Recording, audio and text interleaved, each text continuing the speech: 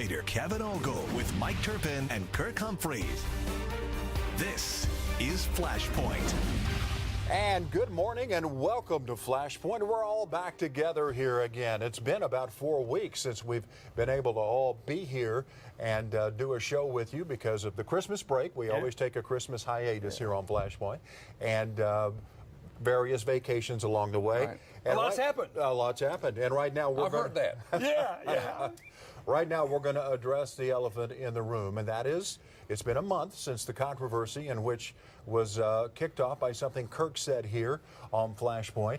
And I just want to tell you, this program is all about the First Amendment. It's about free speech, and we encourage that from all of our viewers, all of our hosts, as long as it doesn't encourage any kind of violence anywhere. And that's what this show is about. It's about free speech. And we have had a lot of response on this from both sides of the issue. Kirk, if you don't remember, said something that offended the gay community here in Oklahoma City and around the state as well. And a lot has happened since then. But I just want to show you some of the response we got on our email. Some of those who were not happy about it. We begin with this one. In light of the hateful and divisive comments made by Kirk Humphreys on your Sunday morning show, Flashpoint, I request that Mr. Humphreys be removed/replaced. His religious views are not shared by myself or many of your other viewers. That's from Patrick and Norman. But we also got emails like this from Beverly, who lives in Shawnee. I will not be happy if Kirk Humphreys is fired from Flashpoint. What he said was taken out of context, and the liberal media jumped on it as an excuse to further foster the liberal ideas that are threatening the lifestyles of millions of Christian Americans. Just a little sample of what we received on those comments. And again, this is about free speech here.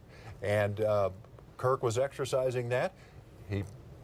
The consequences fell upon you pretty hard. Yeah. And we're glad you're back with us right now. And we want to take a little bit of time to let you address this here on the show. Well, I'd like to say several things. One is, I've known for a long time that our speech needs to be with clarity. It needs to be gracious and kind. And really, I failed to be clear. I failed to be gracious. And my tone was harsh. And I've apologized for that, and I'll just acknowledge that apology again. And I failed, and I know that, I admit that, and I regret that. But I want to say a few other things. One is that even in a very difficult time, some good things happen. When I got back in the country from being out of town that week, I called Jim Roth. Jim Roth was the first openly gay elected official in the state of Oklahoma. He's been a friend of mine for 20 years.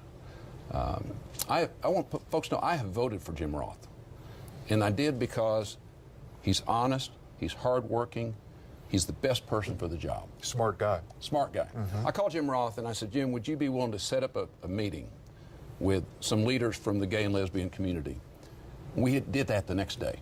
He called Troy Stevenson at Freedom, Oklahoma, who's been on this show. Troy set up the meeting. Jim hosted it in his conference room. We had a lunch.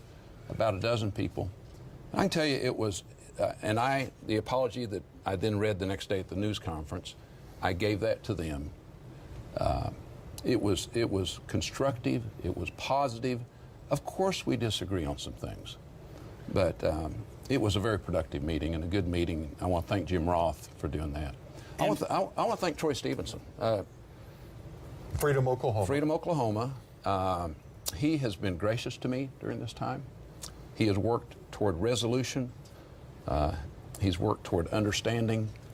I called him yesterday and I said, Troy, I want you to know I count you as a friend. I think very highly of him.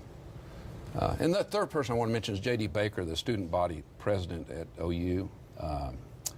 I've known J.D. for several years. I've eaten dinner with him and his parents. He's an outstanding young man, and he has worked with me to help move the university forward, and I want to thank J.D. for that. Finally, I do want to talk about why I chose to resign at OU. The board couldn't force me out. The legislature could have impeached me. I don't know if that would have happened or not. But the reason I resigned is because I love and respect those other 6 regents. And they expressed to me that right now the university has 2 big things on its plate. One is We have the second longest serving president in the history of the university, David Bourne, who's been a transformational president for the university, and he's in the last 6 months of his tenure. And the regents want to honor him and have the right kind of conclusion to his time of service at OU, and I do too. And then secondly, we're looking for a new president. And the regents expressed to me that the controversy surrounding my comments, they felt would be a hindrance to achieving those two important goals for the university, and they felt it'd be better if I step aside. To tell you the truth, I agreed with them. I accepted that, I agreed with it, and I happily resigned. And I just want everybody to know that. Well done. Thank you. Appreciate it. Well done, my friend. Well done. And, Thank you, Mike. Yeah. And it sounds like you learned a lot from the process. Well, of course. And I got But to tell for you, older guys, that's hard, Kirk. well, we were talking before the show. Yeah. And I've learned a lot from my kids in this process. Yeah. Listen to our children, Kevin, you bet. Well- Kirk, Mike. So, for those I've hurt, I'm sorry. Yeah. For those who've supported me, thank you. I hope we all reach a better understanding of each other and move forward together. all right, Kirk, we appreciate you. Yeah. Thank you for that. That's as kind as I've ever heard Kirk Humphreys. Well, I hope I don't have to go through a tenderizer like I've been through in the last month in order to be kind again. Okay, that's not well put. Well Yeah, put. very well done. When we come back, we're going to get to Governor Mary Fallin, who is here to talk about what's happening with this crazy legislative season and the one upcoming here on Flashpoint. Come on back.